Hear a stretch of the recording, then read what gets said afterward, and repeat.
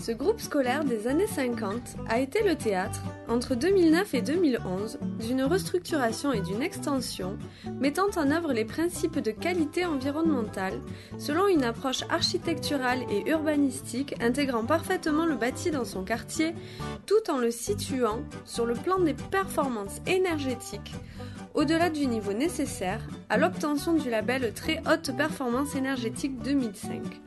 Pour y arriver, ville et architectes ont dû bousculer les habitudes des corps de métier. Sur le volet environnemental, la Villeurbanne a depuis de longues années, depuis on va dire le début des années 90, a toujours eu une approche en matière d'énergie dans un premier temps. On va dire plus récemment, depuis le début des années 2000, sur les problématiques un peu environnementales. Et on a plutôt décliné notre orientation sur de la qualité environnementale du bâtiment, la QAB, que de la HQE, parce qu'on ne souhaitait pas obligatoirement s'enfermer dans une démarche de certification, c'est-à-dire d'avoir visé les mêmes résultats, mais pas obligatoirement de pouvoir le faire certifier pour des raisons un peu de souplesse de gestion, de plus grande rapidité de mise en œuvre des projets aussi.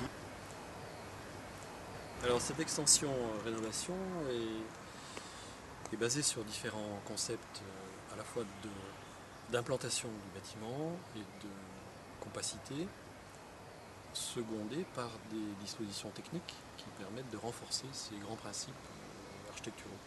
Une attention particulière a été portée aux aspects d'isolation. Les premiers principes mis en œuvre sont les principes passifs quant à la gestion de l'énergie. Donc isolation renforcée, étanchéité à l'air optimisée. On a redimensionné la chaudière gaz en la transformant en chaudière gaz à condensation.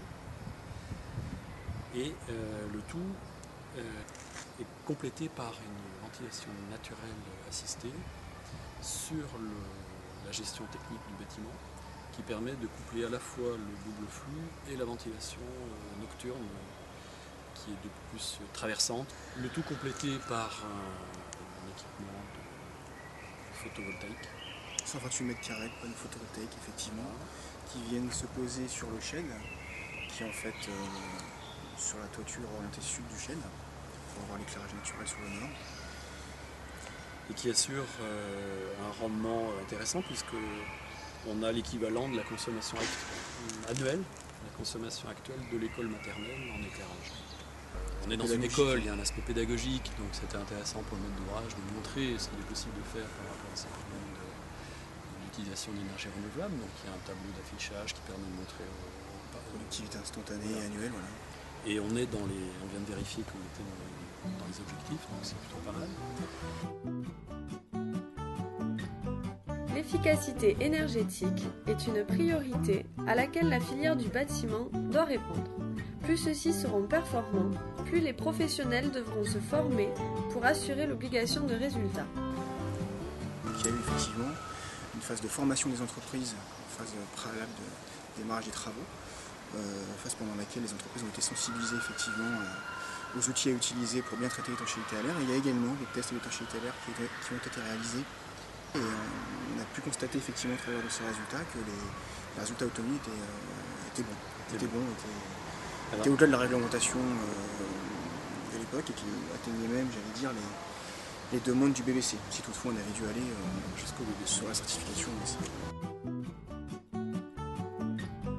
Dans ce type de bâtiment, véritable machine bardée d'équipements et de matériaux performants, l'usage et les usagers ont une influence prépondérante sur l'efficacité et la performance. Il y a donc un réel enjeu à sensibiliser, impliquer et même éduquer les personnes qui y vivent au quotidien. On a un petit choc culturel, des habitudes, c'est-à-dire les personnes qui sont venues faire vivre cet équipement, que ce soit les équipes enseignantes ou les personnels d'entretien, viennent d'expériences où le comportement et la relation au bâtiment n'est pas du tout la même. Ils se comportent même à la limite dans leur lieu de travail très différemment de la manière dont ils se comportent chez eux. D'ailleurs, on n'éteint pas les lumières, on on laisse les fenêtres ouvertes, elle ne le ferait pas. Donc c'est vrai qu'il y a un vrai travail de fond. Aujourd'hui, on essaie d'inculquer le fait que ce ne soit pas le tout technologique ou le tout technique qui pilote à la place de l'intelligence des gens. On a besoin d'aller vers un peu une forme d'éducation qui malheureusement est répétitive, c'est-à-dire que les gens changent, c'est pas un acquis, chaque année il y a des nouvelles personnes, donc chaque année il faut recommencer.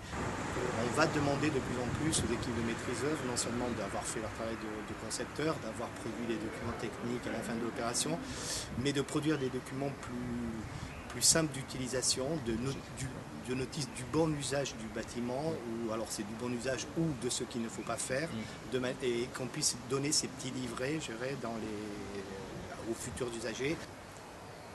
Effectivement, quand on a des outils qui sont complexes par rapport à des gestions de l'éclairage, du chauffage et de la ventilation, ça suppose, ce qu'on a proposé, de produire un cahier d'utilisation.